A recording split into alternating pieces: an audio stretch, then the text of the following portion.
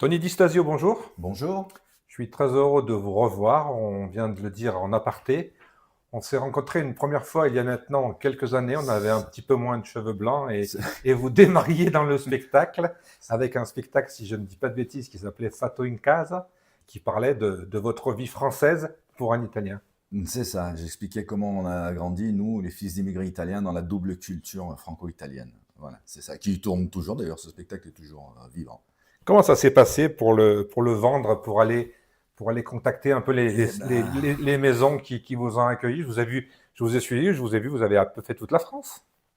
oui, bah, ça s'est passé comme ça se passe toujours encore maintenant. Je travaille tout seul, donc je fais la promo, je fais la prospection, j'appelle des lieux, je propose, et puis je fais tout seul, quoi. Et c'est facile justement quand on est tout seul, parce que j'ai vu beaucoup d'artistes au cours de toutes ces années, et bien souvent ils ont des agents, ils ont des gens qui font la com, ils ont tout un staff finalement. Vous êtes tout seul, ça doit être très compliqué et très C'est difficile. c'est très, c'est très compliqué, très difficile. Euh, Parce que ben il y a plusieurs branches. La partie artistique c'est une chose, la scène c'est une chose, mais après derrière il faut le vendre, Et tout le côté commercial. et tout le côté commercial, le côté aussi communication. C'est pareil, je le fais tout seul. Alors c'est pour ça que des fois ben ce sont des métiers différents, Tout à et fait. alors certainement que je fais pas tout comme il faut, ça évidemment, mais bon ben voilà, j'essaye, ça prend beaucoup de temps, et je regrette de ne pas pouvoir m'appuyer sur quelqu'un qui pourrait le faire. Ça viendra peut-être, mais c'est pas facile.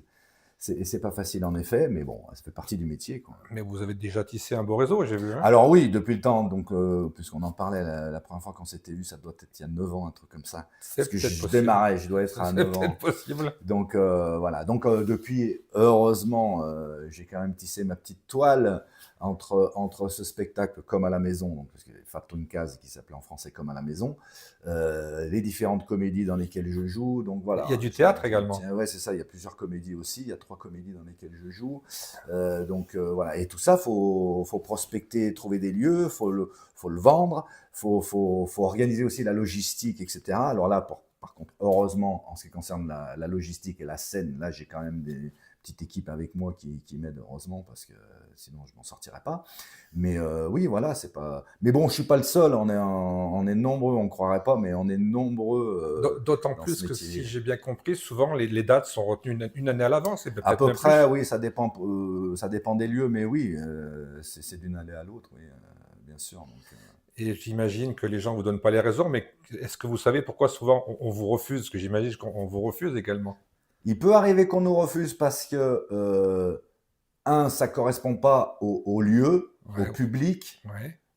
J'en ai d'ailleurs sur Lyon, des patrons de théâtre qui adorent mon spectacle. On est très amis. Ils viennent chaque fois qu'ils peuvent voir mon spectacle, mais il n'est pas adapté au lieu. Ça se comprend aussi. Ben, la plupart du temps, on nous répond pas. Tout simplement. Ouais. La plupart Bah, du temps, c'est j'imagine ça. qu'il faut aussi renverser l'échiquier et se dire qu'ils ont peut-être tellement de demandes que c'est Ah, mais compliqué aussi. évidemment, je les mets pas du tout en cause, parce que autant nous, en tant que comédiens, on a besoin de ces lieux-là, et c'est compliqué pour nous de s'adresser à ces lieux-là, d'ouvrir la porte. Autant eux, de leur côté, c'est compliqué parce qu'ils en reçoivent beaucoup. C'est aussi un challenge important pour eux, parce qu'il faut que ça plaise à leur public, parce qu'ils ont cette charge-là vis-à-vis de leur public, quoi. Ils peuvent pas prendre quelque chose qui, ça peut leur plaire à eux personnellement, mais ne pas convenir à leur public. Donc ça, pour eux, c'est très compliqué. Donc on leur en veut pas. On sait très bien que c'est comme ça. Ce qu'il faut dire également, c'est que la culture, c'est aussi une grande part d'économie. Et une salle vide, Ah, eh ben, c'est pas top pour faire vivre une salle. évidemment qu'il y a ce problème-là aussi, bien entendu. Et puis d'ailleurs, depuis le Covid, il faut dire ce qu'il y a depuis le Covid. C'est plus compliqué, hein. Ouais, c'est beaucoup plus compliqué. Alors, il y a plusieurs. Il faut différencier les différents types de lieux. Quand on parle de café-théâtre, ce sont des privés, des personnes privées qui, en effet, là, il y a une question d'équilibre de budget et de gagner de l'argent, évidemment. Après, il y a les centres culturels qui dépendent des municipalités. Là, c'est encore autre chose. Et des subventions, Voilà, il y a des subventions, et on n'est pas dans le même économiquement dans la même registre. approche. Mais alors, pour les centres culturels, c'est encore plus compliqué, hein. Mettre le pied dans la porte, c'est très très dur. On va pas faire un classement, mais est-ce qu'il y a des régions, des villes où vous avez été mieux accueillis?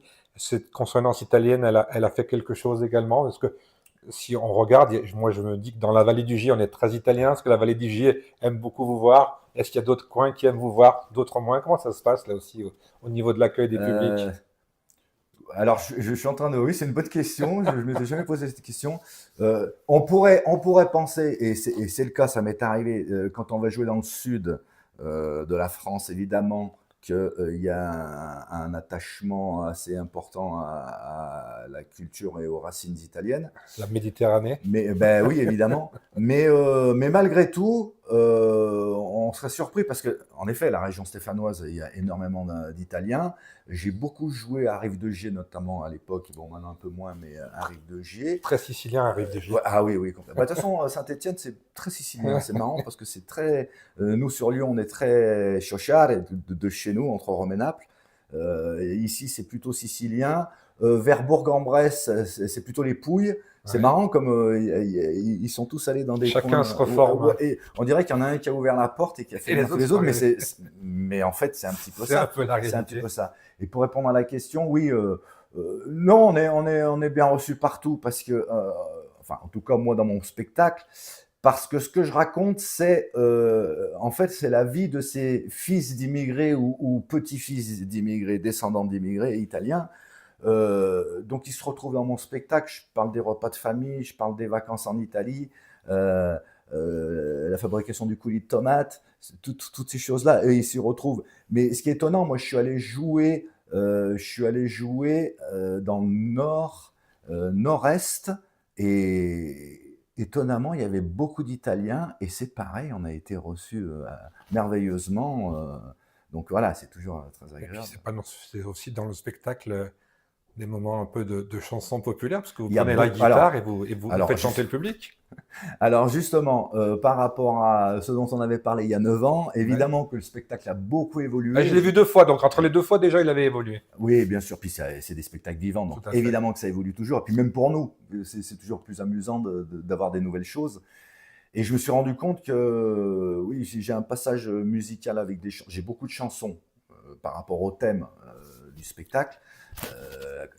Les vacances en Italie, ce dont je viens d'expliquer, ce que je viens d'expliquer, le café, les repas de famille. Et j'ai remarqué que les gens avaient envie de chanter. Donc, j'ai incorporé, au milieu du spectacle, j'ai incorporé plein de petites chansons françaises, y compris françaises. Et je fais une petite parenthèse comme ça où les gens peuvent taper des mains et chanter avec moi. On va dire que j'ai incorporé un truc un petit peu animation. Voilà. Et ils adorent ça, et moi aussi. Donc, c'est super sympa, quoi. J'allais vous dire, il y a une petite anecdote, mais finalement, c'est pas une petite anecdote, c'est même une grande anecdote pour moi. À Lyon, vous avez rencontré le maître de la chanson italienne, Toto Cutugno. Ah ouais, alors Ça s'est passé comment? C'était quelques années avant sa mort. Comment ça s'est passé? C'était ça a compliqué, c'était Ah non, ça a été. fantastique, Mais c'était. alors, je démarrais, je crois que mon spectacle n'était même pas encore Je crois que fini c'était à la d'écrire. Bourse de Lyon, hein. C'était à la Bourse du Travail. C'est tout simple. Je passe devant une affiche, Toto Cutugno au mois de mai. C'était au mois de mai. Et en bas de l'affiche, il y a le nom du diffuseur français. Pas du producteur italien, mais du diffuseur français. Et puis, ben, miracle de la technologie, j'ai réussi à retrouver les coordonnées Coordonnées. pardon, de ce distributeur. Je l'ai appelé, il était sur la région lyonnaise en plus. Donc, je lui ai expliqué ce que je faisais. Il m'a fait faire un premier spectacle pour jauger un peu ce que je faisais.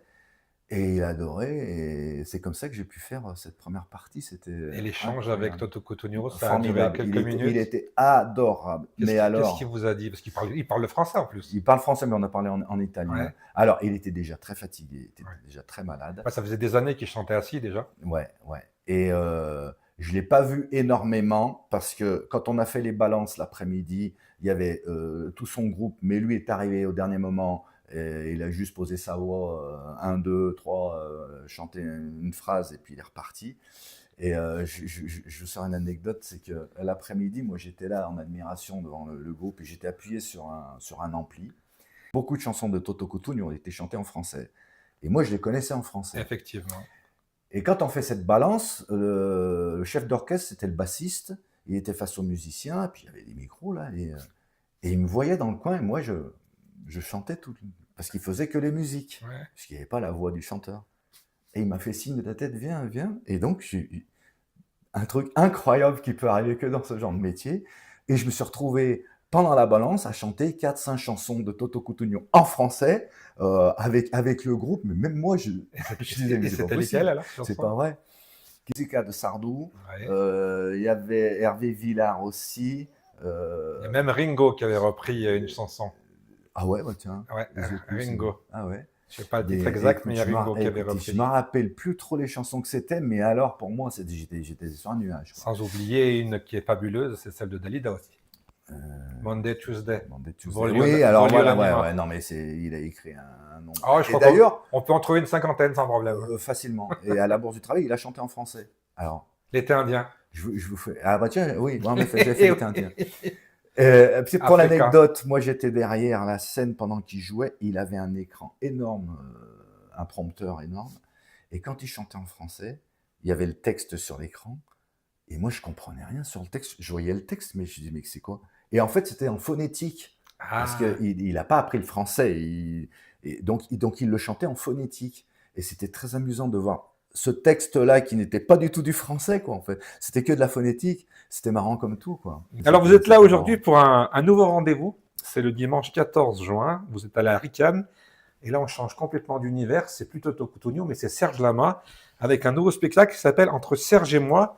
Vous êtes deux sur scène. Et là aussi, comment ça s'est passé? Quelle était la suite logique à venir sur Serge Lama? Et ben, bizarrement, parce que les gens étaient surpris dans mon entourage, quand ils ont vu que j'ai créé ce spectacle. En fait, moi, depuis tout petit, je voulais écrire quelque chose sur Serge Lama, parce que depuis tout petit, c'est ce que je raconte dans ce spectacle.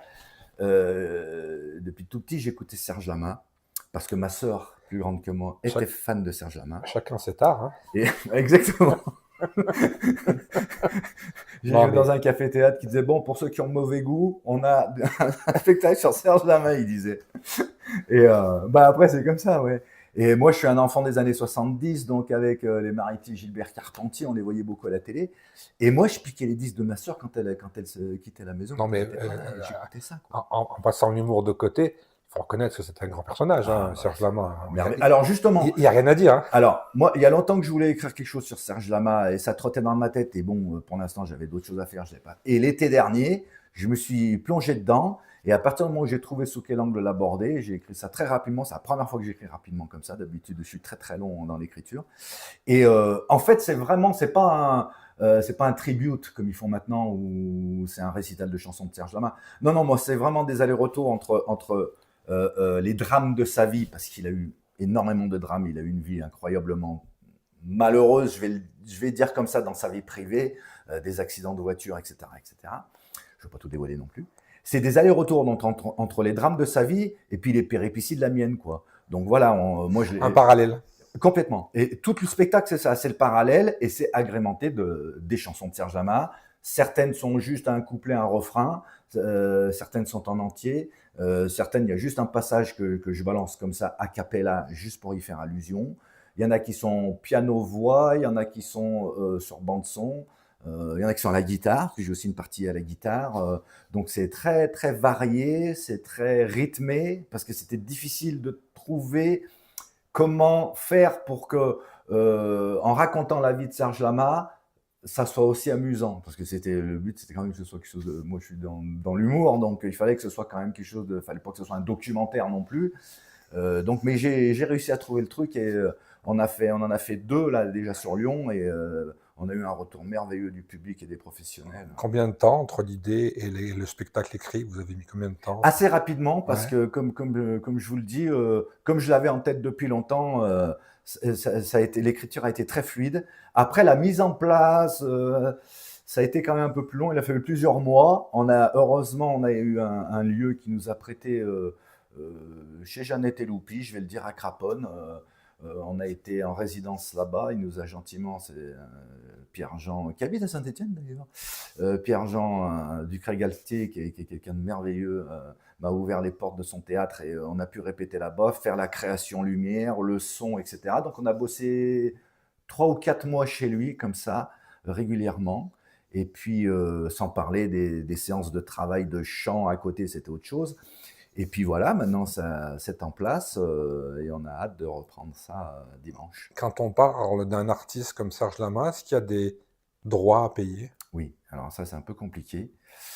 C'est un petit peu compliqué. Je suis dessus parce que je voulais être en règle avec ces choses-là. Quand on rend hommage à quelqu'un, on va pas passer par la fenêtre. Donc, je voulais que ce soit complètement. Donc, je suis dessus là. Je suis en train de m'en occuper. Ça aussi, c'est moi qui m'en occupe. C'est un peu compliqué, ouais, parce que chaque chanson a son propre propriétaire, Ouais. diffuseur. Oui, c'est pas les mêmes auteurs, c'est pas les mêmes maisons d'édition. Alors, c'est pas tant les auteurs, c'est surtout Les maisons d'édition, les non? maisons d'édition, Ouais. ouais, voilà, c'est pas toutes les mêmes, donc il faut rechercher. Mais voilà, je suis dessus et je vais faire ça en règle. Je veux surtout, moi, le but de ce spectacle, c'est de faire comprendre aux gens, parce que tout le monde connaît 4-5 chansons de Serge Lama, évidemment, les plus connues. Mais moi, je voulais leur faire découvrir que Serge Lama a écrit plein de choses merveilleuses, tristes, tendres, mais aussi amusantes et aussi coquines. Et ça, faut voir le spectacle parce qu'il y a plein de chansons marrantes et il y a des chansons. Je sais pas pourquoi, quand vous avez dit coquine, votre œil a Ben, clignoté. mais oui, parce que non, mais parce que c'est très important. Vous faites référence à femme, femme, femme, non? Alors ça encore, c'est pas tant aussi Non. coquin que ça. Mais Non. alors, je veux pas spoiler, mais il faut venir voir. Il y a des chansons. Il y a la salle de bain. Venez voir la salle de bain pour ceux qui ne connaissent pas. Vous allez découvrir quelque chose de merveilleux. Et puis c'est écrit. Pardon, c'est une écriture magnifique. Et il y a des chansons à double sens. Soirée sympathique, voilà, que je joue à la guitare, par exemple.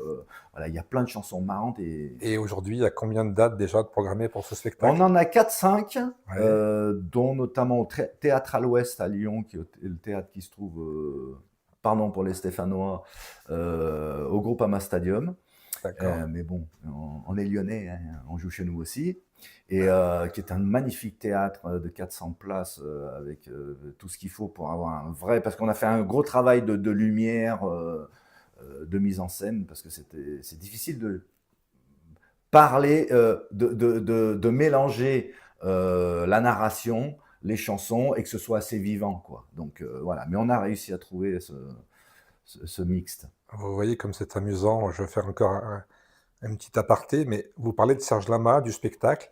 Il y a quelques jours, j'étais avec une amie à vous d'ailleurs qui m'a dit de vous faire une bise, qui s'appelle Angela Amico. Merveilleuse. Et je lui ai posé une question à la fin, et je lui ai demandé quelle était sa plus belle rencontre dans sa carrière. Et elle m'a cité Alice Donna. Ah bah. Et Alice Donna a beaucoup chanté Voilà. avec Serge Lama. Comme quoi, il n'y a pas de coïncidence. Ah non, mais c'est dingue, c'est incroyable. Mais en plus, sur scène, nous, on a. Alors, c'est pour ça que c'est un petit peu ambitieux comme spectacle. On a un écran immense. Tout est écrit en phonétique. On pourrait en effet. Mais chaque chanson qui est citée apparaît à l'écran, le titre et auteur et compositeur. Et en finir, je ne devrais pas le spoiler, mais je vais quand même le dire pour nos amis stéphanois, on finit sur un karaoké avec que les gens peuvent chanter avec le texte, évidemment, et les gens adorent ça. Eh ben, ça va vous Mais coûter les gens cher, sont en gros, hein. surpris. Ouais, évidemment. Mais bon, c'est pas grave. On le fait.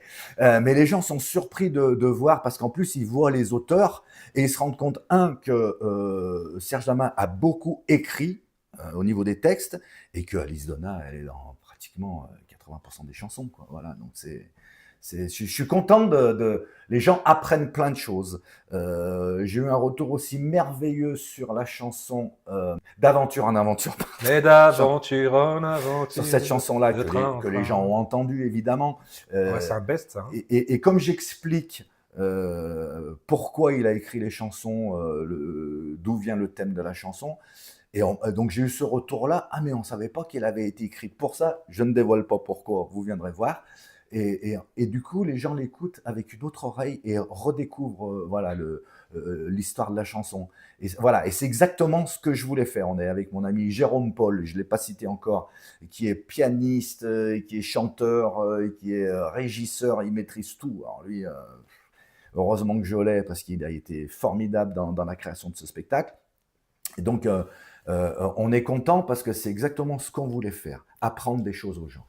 C'est un spectacle qui dure combien de temps? 1h30 à peu près? 1h20, 1h20, 1h30. Après, c'est selon parce qu'il y a quand même, on s'est gardé une plage quand même d'impro, pas d'impro, mais voilà, de participation De du liberté. public. Ouais, parce que bon, je viens du café-théâtre, hein, donc il faut quand même. Moi, je suis un artisan, voilà.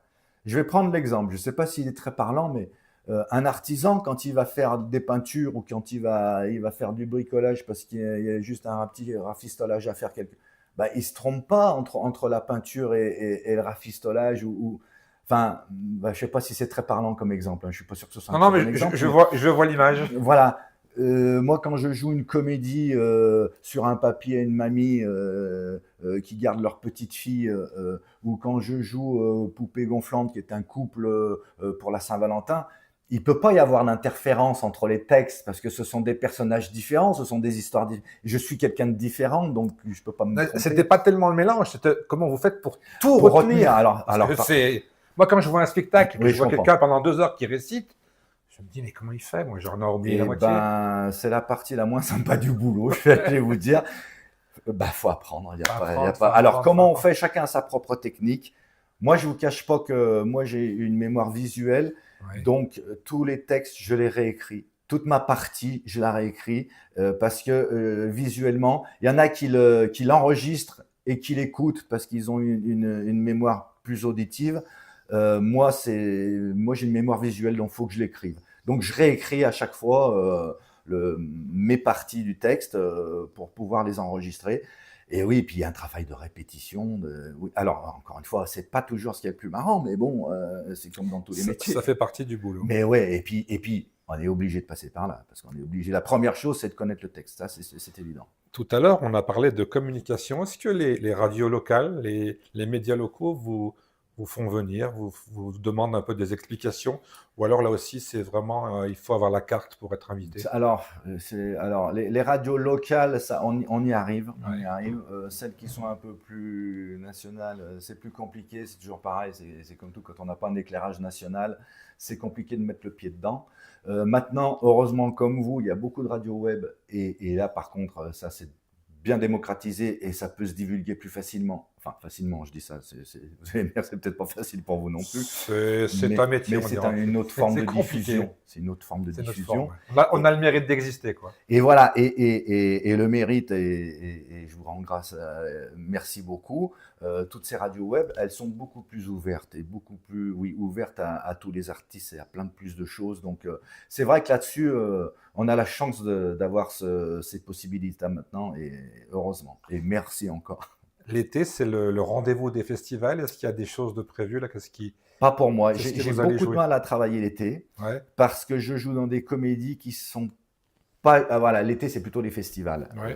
la chanson, machin. Alors, j'espère que dans les années à venir, ce spectacle entre Serge et moi pourra travailler l'été dans les festivals parce qu'il y a quand même une grosse partie musicale. Mais dans mes comédies, non, je travaille pas beaucoup l'été. J'en profite pour écrire. Et donc, l'été dernier, par exemple, j'ai écrit entre Serge et moi. Voilà. Donc vous allez en Italie et puis vous remettez à jour votre spectacle le premier. Eh ben, vous croyez pas si bien dire parce que ça fait 2 années de suite que je vais en Italie, dans notre coin, dans un premier temps, que je rencontre notamment les Proloco. Pour ceux qui connaissent, en fait, ça correspond au comité des fêtes des différentes villes pour proposer mon spectacle Fatto in Casa que j'ai adapté En italien? non seulement en italien, mais voire même plus en dialecte chiocciar de notre région à nous, puisqu'en Italie, c'est très particulier. Bah, chacun a son dialecte. Hein. Et c'est ce que j'explique dans le Et c'est un spectacle. peu comme dans certains pays, suivant les régions, on ne se comprend pas. Exactement. Donc moi, ça me tenait à cœur. Je voulais travailler dans le dialecte de mes parents. Et voilà, on est en train de mettre en place. C'est pas encore fait, c'est très long, mais j'ai eu, alors on fait bien en parler, il y a 3 jours de ça, une réponse d'un message que j'avais envoyé en avril 2025. Je vous jure que c'est vrai. Ouais, c'est pas si long, Hein, ça c'est fait pas si qu'un loin an. que ça. Quelqu'un qui m'a répondu de la ville de Frosinone, donc À côté de Rome, le c'est chef-lieu, c'est entre Rome et Naples, le chef-lieu D'accord. de la province d'où sont originaires mes parents, donc, qui m'a répondu en me donnant son téléphone, en me disant pardon du retard de réponse, mais oui, ça peut nous intéresser. Il m'a filé son téléphone et je dois l'appeler pour qu'on mette ça pour 2027. Donc voilà, ça faisait partie des choses dont je rêvais d'aller jouer en Italie. C'est pas encore fait, mais on y travaille. Donc le gros projet, le grand rendez-vous des semaines qui viennent, c'est entre Serge et moi. Ouais, c'est ce qu'on a sur le feu en ce moment. Voilà, Ça sort du four, comme pour les pizzas, il sort du four, il Qu'est-ce faut le que manger chaud. quand vous appelez les théâtres, comment ça se passe? C'est quoi que vous mettez en avant? C'est votre vous, c'est Serge Lama, c'est la relation entre les deux, c'est la convivialité, c'est la culture française. Qu'est-ce que vous mettez en avant pour vous vendre? Il y a forcément des arguments qui touchent les directeurs de théâtre. Alors, ce spectacle-là est un peu différent de mes spectacles habituels. Parce que ce spectacle, il a été écrit pour les centres culturels. C'est un spectacle qui intéresse les centres culturels. Euh, Moins les cafés-théâtres, parce que les cafés-théâtres, on cherche plus. Déjà, les cafés-théâtres, il y a beaucoup plus de jeunes qui vont dans les cafés-théâtres. Non pas que je m'intéresse pas aux jeunes, mais peu de jeunes s'intéressent à Serge Lama, évidemment. Je suis pas Euh, certain que tous les jeunes sachent qui c'est d'ailleurs. Exactement. Donc voilà. Et puis on est plus dans le café-théâtre, on est plus dans l'humour, la comédie, dans le stand-up, parce que maintenant c'est ce qui se fait le plus couramment, le stand-up avec un micro et plusieurs jeunes qui passent. C'est très bien, ils font ça très bien. Moi, c'est pas mon métier. Donc c'est un spectacle qui va plus s'adresser au centre culturel, en effet. Le fait que vous ayez démarré dans la comédie, le stand-up, les planches, comme on disait avant, à un âge un petit peu avancé, est-ce que c'était un avantage parce que vous aviez du recul, vous Ouais. aviez de l'expérience, ou c'était plus difficile qu'un jeune qui se lance à 20 ans? Eh ben, avec le recul, je pense que ça a été un avantage. C'est marrant à dire, c'est étonnant, mais parce que j'étais un peu plus mûr, on va dire, Mature. que si j'avais 30 ans ou 25 ans. Et je pense que j'ai réussi à m'ouvrir des portes que je ne me serais pas ouvert à 25 ans, quoi. Voilà. Et puis, peut-être que j'ai été plus capable de me vendre aussi, ouais, en effet. Après, il y a un autre truc aussi, ayant commencé tard, comme on commence dans un métier, j'ai fait un peu ce que mes collègues comédiens qui étaient dans le métier depuis le temps ne voulaient plus faire. Vous voyez, ce genre de choses que des fois, quand on a 10 ans de boîte, ouais, on laisse ça aux jeunes. Ouais, c'est bon, moi je l'ai fait, j'ai plus envie de le faire. Donc j'ai récupéré un peu ces miettes, j'allais dire, c'est pas très joli à dire, mais voilà, ces parties-là que vous voulez pas. Et moi, ça m'a permis de m'aguerrir et puis bah, de mettre le pied dans, et de créer un réseau et d'apprendre le métier, quoi, tout Et vous simplement. vous êtes rendu compte que vous vous étiez pas trompé, c'était vraiment ce que vous vouliez faire. Ah oui, complètement. Mais ça, c'est marrant parce que des fois dans la vie, on se découvre tard, quoi. Alors, j'avais déjà ça en moi depuis toujours. Et d'ailleurs, c'est amusant parce que quand j'ai annoncé à ma... Moi, j'avais 50 ans hein, quand j'ai commencé dans ce métier. J'ai tout quitté pour faire ce métier. Et quand j'ai annoncé dans mon entourage proche que je quittais tout pour faire ce métier, mais c'est marrant, ils me connaissaient mieux que moi parce qu'ils m'ont tous dit ah ben on aurait pensé que tu aurais fait ça avant. Et ça m'avait vraiment. J'ai dit bah en fait mais il y a que moi qui me connaissais pas en fait. Pour eux c'était évident et c'est que pour moi c'était pas évident. C'est pas qu'on se connaît pas, c'est que je pense qu'on a toujours une certaine appréhension, Oui, une certaine peur évidemment, de se tromper évidemment, et de l'échec. évidemment, évidemment. Bien sûr que c'était ça. Rendez-vous donc le dimanche 14 Dimanche 14, la Ricane. Alors, au Cré de Rock. au Cré de Rock, je ne sais pas le C'est un nouvel prononcer. Au emplacement Cré de pour la Rock, Ricane. ouais, c'est un très joli lieu. Il y a une très belle salle. C'est sur les hauteurs. Ouais. Il y a un grand parking, donc c'est pratique.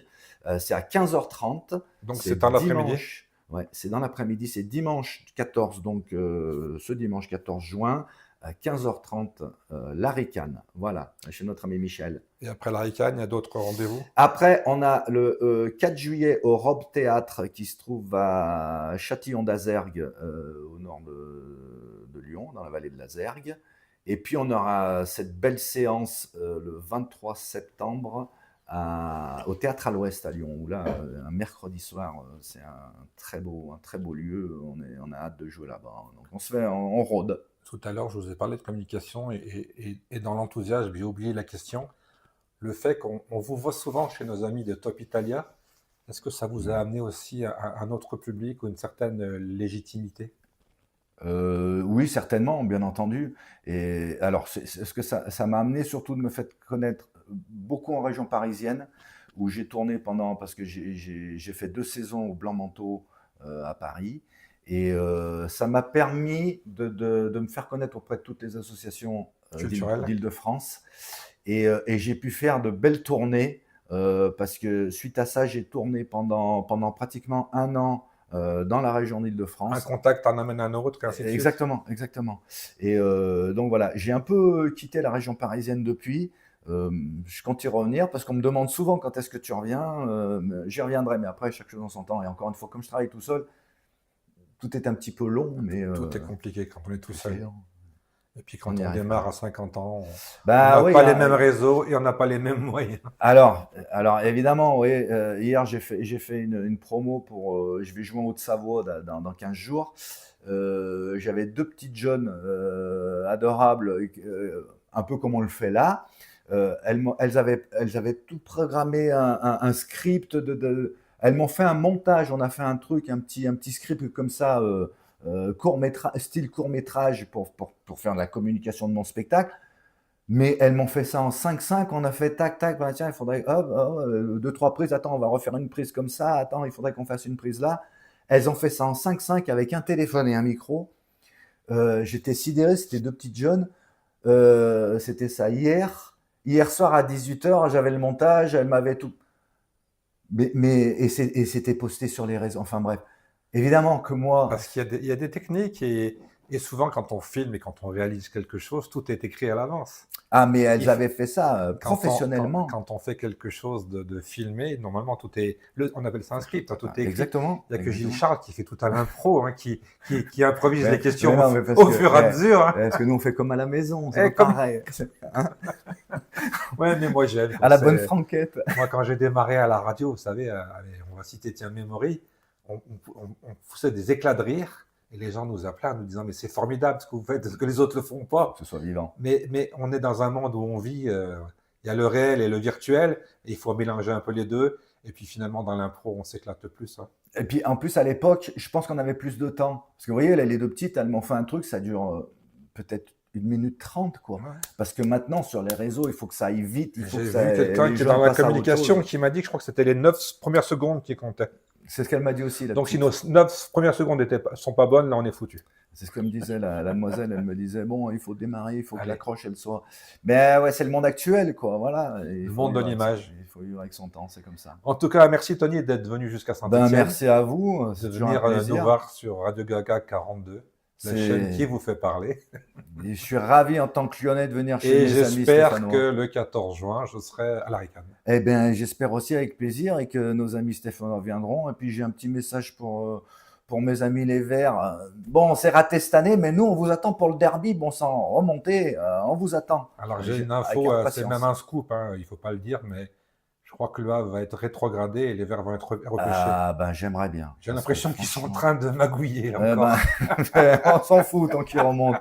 Non, mais voilà, parce que moi, je suis lyonnais, mais moi, j'aime bien mes cousins stéphanois. Donc, je veux que vous remontiez avec nous et qu'on ait des beaux derbys. Voilà. Bon, eh ben, allez, on y va. Merci A infiniment. presto, À dimanche à la Ricane. grazie mille et bien le bonjour à Grazie Serge. a alors. lei. Eh ben, j'y manquerai pas.